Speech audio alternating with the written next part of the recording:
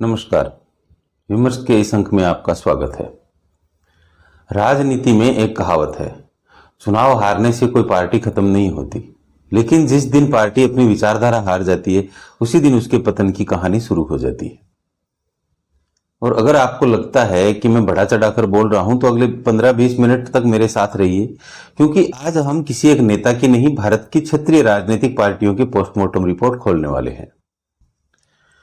भारत की राजनीति में कुछ नेता ऐसे हुए हैं जिन्होंने शून्य से शुरुआत की। ना कोई राजनीतिक विरासत, ना कोई बहुत बड़ा संगठन, ना अरबों का संसाधन, लेकिन जनता के बीच संघर्ष किया, जेल गए, आंदोलन किए, लाठियां खाई और देखते ही देखते सत्ता के सबसे बड़े केंद्र बन गए। मुलायम सिंह यादव, लालू यादव, यादव, शरद पवार, ममता बनर्जी, इनमें से हर नेता की कहानी अलग है।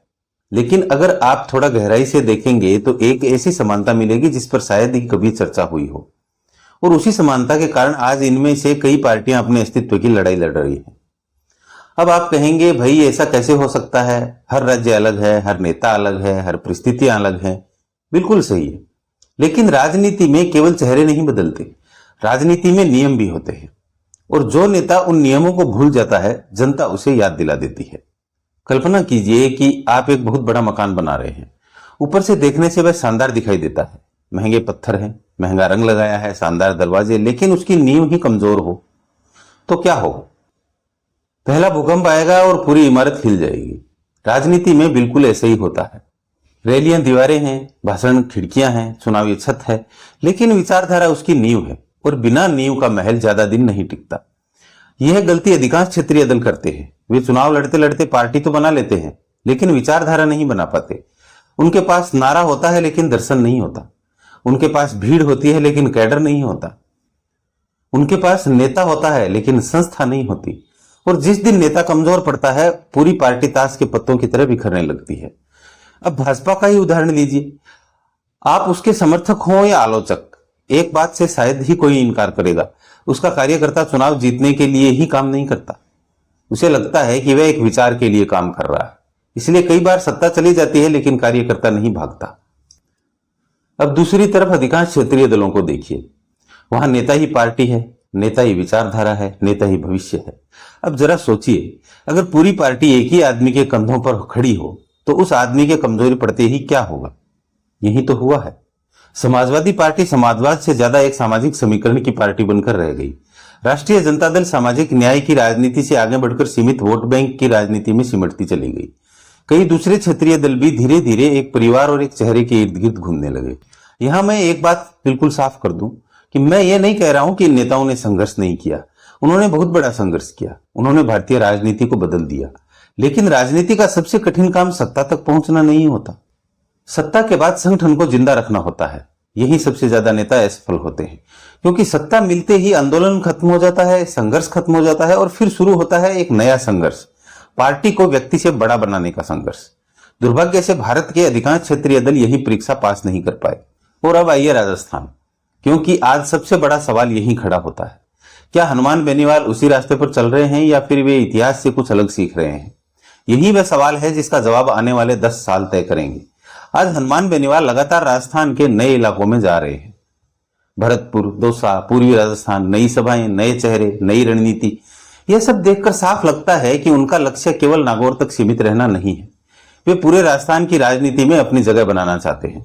लेकिन राजनीति में सपने देखना आसान है, सपने को संगठन में बदलना सबसे कठिन काम है।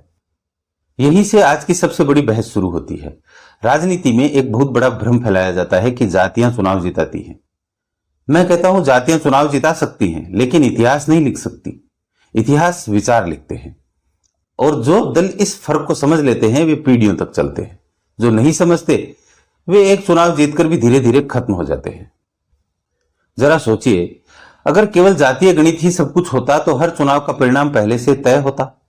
क्योंकि जातियां तो 5 साल में बदलती नहीं, फिर चुनाव क्यों बदल जाते हैं?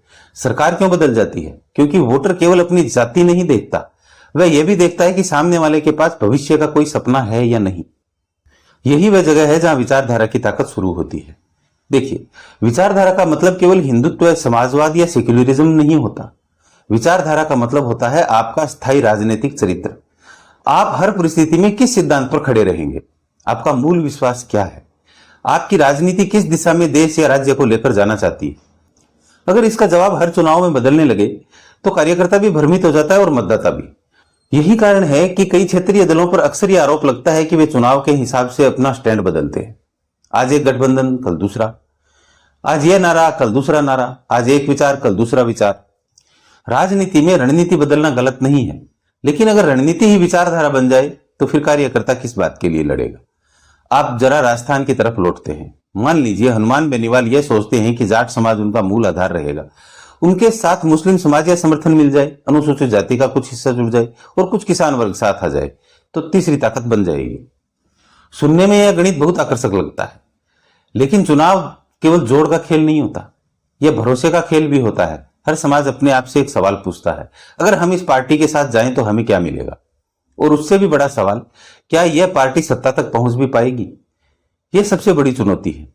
किसी भी नए दल को केवल वोट नहीं चाहिए होते, उसे विश्वास चाहिए होता है। विश्वास कि यह पार्टी केवल विरोध नहीं करेगी, जरूरत पड़ी तो शासन भी चला सकती है। याद रखिए, धरना देना और सरकार चलाना दो अलग अलग बातें हैं। आंदोलन से नेता बनता है, लेकिन व्यवस्था चलाने की क्षमता से मुख्यमंत्री बनता है। यही कारण है कि जनता आखिर में घोषणा नहीं, भरोसे खरीदती है। अब एक और महत्वपूर्ण बात, राजस्थान की राजनीति में आने वाले वर्षों में बदल सकती है। परिसीमन होगा, नई विधानसभा सीटें बनेंगी, राजनीतिक सीमाएं बदलेंगी, कुछ इलाकों का महत्व बढ़ेगा, कुछ का घटेगा। ऐसे समय में क्षेत्रीय दलों के सामने अवसर भी आएंगे, लेकिन अवसर केवल उसी को मिलता है जिसने पहले से तैयारी की हो। अगर किसी नई सीट पर आपका बूथ नहीं है, कार्यकर्ता नहीं है, स्थानीय चेहरा नहीं है, तो नक्शे में सीट बढ़ने से आपकी ताकत नहीं बढ़ेगी। इसलिए मुझे लगता है कि अगर हनुमान बेनीवाल वास्तव में लंबी राजनीति करना चाहते हैं तो उन्हें सबसे पहले संगठन का विस्तार करना होगा, सिर्फ प्रभाव का नहीं। प्रभाव रैली से आता है, संगठन रिश्तों से बनता है। प्रभाव अखबार की सुर्खी है, संगठन चुनाव की जीत है। और राजनीति में सुर्खियां हमेशा वोट में नहीं बदलती। यही वह अंतर है जिसने कई बड़े नेताओं की समय रहते समझ नहीं आया। अब मैं इस पूरी चर्चा का सबसे संवेदनशील हिस्सा कहने जा रहा हूं। हो सकता है कुछ लोग इससे सहमत हो, कुछ लोग बिल्कुल असहमत हो, लेकिन लोकतंत्र में सवाल पूछना ही राजनीति को मजबूत बनाता है। सवाल यह है, क्या भारत की अधिकांश क्षेत्रीय पार्टियां अपने सबसे बड़े दुश्मन से हारती हैं? और वह दुश्मन बाहर नहीं, अपने घर के अंदर होता है। ध्यान से देखिए, कई क्षेत्रीय दल एक आंदोलन से पैदा होते हैं। नेता जनता के बीच संघर्ष करता है, लाठी खाता है, जेल जाता है, सरकार से लड़ता है, जनता उसके साथ खड़ी हो जाती है। लेकिन जैसे ही पार्टी मजबूत होने लगती है, एक नई समस्या पैदा होती है। पार्टी किसकी है, कार्यकर्ता की या परिवार की? यहीं से कहानी बदलने लगती है। मैं यह नहीं कह रहा कि किसी नेता का बेटा, बेटी, भाई या पति राजनीति में नहीं आ सकते। लोकतंत्र में हर नागरिक को अधिकार है, लेकिन सवाल अधिकार का नहीं है, संदेश का है। अगर कार्यकर्ता को यह लगने लगे कि मेहनत चाहे लाख लोग करें, लेकिन अवसर कुछ ही लोगों को मिलेगा, तो उसके मन में धीरे धीरे निराशा जन्म लेने लगती है। राजनीति केवल टिकट से नहीं चलती, सम्मान से चलती है। कार्यकर्ता 5 साल इसलिए मेहनत नहीं करता कि उसे केवल झंडा उठाने का मौका मिले। वह इसलिए मेहनत करता है क्योंकि उसे विश्वास होता है कि एक दिन पार्टी उसे भी आगे बढ़ाएगी। जिस दिन यह विश्वास टूट जाता है, संगठन बाहर से नहीं, अंदर से टूटना शुरू हो जाता है। अब यही सवाल राजस्थान में भी पूछा जाएगा, हनुमान बेनीवाल से भी। क्या राष्ट्रीय लोकतांत्रिक पार्टी केवल एक नेता की पार्टी रहेगी, या वह सैकड़ों नेताओं की पार्टी बनेगी? क्या नागौर के बाहर ऐसे चेहरे तैयार होंगे जो इसकी अपनी पहचान हो? क्या भरतपुर में स्थानीय नेतृत्व उभरेगा?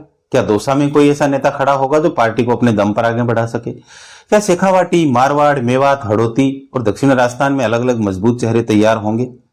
अगर जवाब हां है तो पार्टी का भविष्य लंबा हो सकता है। अगर जवाब नहीं है तो पूरी पार्टी एक ही व्यक्ति के कंधों पर टिकी रहेगी।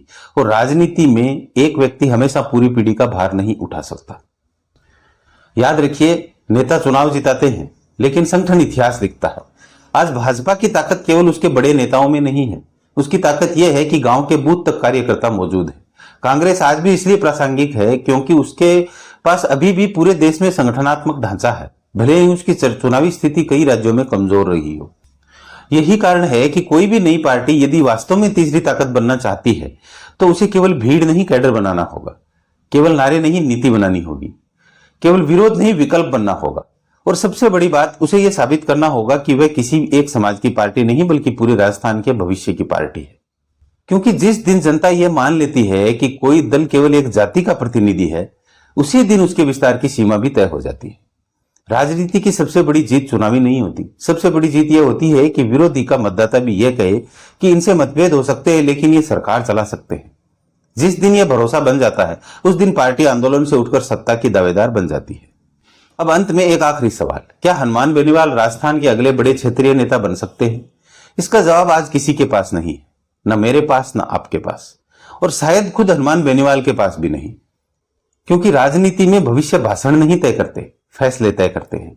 आने वाले 5-10 साल में उनके सामने 5 ऐसे मोड़ आएंगे जहां लिया गया हर निर्णय उनकी पार्टी का भविष्य लिखेगा। पहला फैसला है, क्या पार्टी एक व्यक्ति की रहेगी या संस्था बनेगी? दूसरा फैसला है, क्या पार्टी केवल जाट राजनीति तक सीमित रहेगी या पूरे राजस्थान की राजनीति करेगी? तीसरा फैसला, क्या पार्टी केवल सरकारों का विरोध करेगी या राजस्थान के भविष्य का अपना विजन भी देगी? चौथा, क्या कार्यकर्ता पार्टी की ताकत रहेगा या परिवार पार्टी का केंद्र बन जाएगा? और पांचवा सवाल, क्या पार्टी हर चुनाव में नए समीकरण खोजेगी या एक स्थायी वैचारिक पहचान भी बनाएगी? यही 5 सवाल आने वाले समय में तय करेंगे कि राष्ट्रीय लोकतांत्रिक पार्टी राजस्थान की राजनीति की स्थायी अध्याय बनेगी या केवल एक राजनीतिक प्रयोग बनकर रह जाएगी। इतिहास में एक बात सिखाता है, इतिहास हमें एक बात सिखाता है, व्यक्ति कितना भी बड़ा क्यों ना हो वह हमेशा के लिए राजनीति में नहीं रह सकता, लेकिन विचार पीढ़ियों तक चलते हैं, संगठन पीढ़ियों तक चलता है, संस्थाएं पीढ़ियों तक चलती है। यही कारण है कि दुनिया के सबसे सफल राजनीतिक दल किसी एक नेता के भरोसे नहीं चलते। ये एक विचार पर चलते हैं, एक व्यवस्था पर चलते हैं, एक अनुशासन पर चलते हैं। यही वजह है कि उनका कार्यकर्ता चुनाव हारकर भी घर नहीं बैठता, क्योंकि वह किसी व्यक्ति के लिए नहीं, एक विश्वास के लिए काम करता है। और यही वह सबसे बड़ा अंतर है जिसे भारत की अधिकांश क्षेत्रीय पार्टियां अभी तक पूरी तरह नहीं समझ पाई। आज उनके पास नेता है, नारे हैं, भीड़ है, रैलियां हैं, लेकिन क्या उनके पास एक ऐसा विचार है जो अगले 30 साल तक एक नए कार्यकर्ता को प्रेरित कर सके? अगर इस सवाल का जवाब हां है तो भविष्य उनका है। अगर जवाब नहीं है तो आज चाहे कितनी भी भीड़ इकट्ठी हो जाए, समय के साथ भीड़ छंट जाती है। राजनीति में भीड़ और संगठन का फर्क कभी मत भूलिए। भीड़ ताली बजाती है, संगठन सरकार बनाता है। भीड़ सभा में दिखाई देती है लेकिन संगठन मतदान वाले दिन दिखाई देता है। और भीड़ नेता के साथ चलती है लेकिन संगठन विचारों के साथ चलता है। इसलिए मेरी नजर में हनुमान बेनीवाल के सामने सबसे बड़ी चुनौती भाजपा या कांग्रेस नहीं है। सबसे बड़ी चुनौती यह है कि क्या वे अपनी पार्टी को अपने व्यक्तित्व से बड़ा बना पाएंगे? क्या वे एक ऐसा ढांचा खड़ा कर पाएंगे जो उनके बाद भी खड़ा रहे? क्या वे ऐसी विचारधारा विकसित कर पाएंगे जो केवल एक चुनाव नहीं बल्कि एक पीढ़ी को जोड़ सके? यही वह प्रश्न है जिसका उत्तर आने वाला समय देगा। हो सकता है वे सफल हों, हो सकता है वे असफल हों, लेकिन इतना तय है कि अगर उन्होंने इतिहास से सबक नहीं लिया तो इतिहास उन्हें भी उसी सूची में रख देगा जहां कभी बहुत ताकतवर रही कई क्षेत्रीय पार्टियां आज अपने अस्तित्व के लिए संघर्ष कर रही हैं। और अंत में एक सवाल आपके लिए, राजस्थान की राजनीति का भविष्य क्या है? क्या आने वाले वर्षों में तीसरी ताकत वास्तव में उभरेगी या फिर राजस्थान की राजनीति आगे भी भाजपा और कांग्रेस के बीच ही घूमती रहेगी?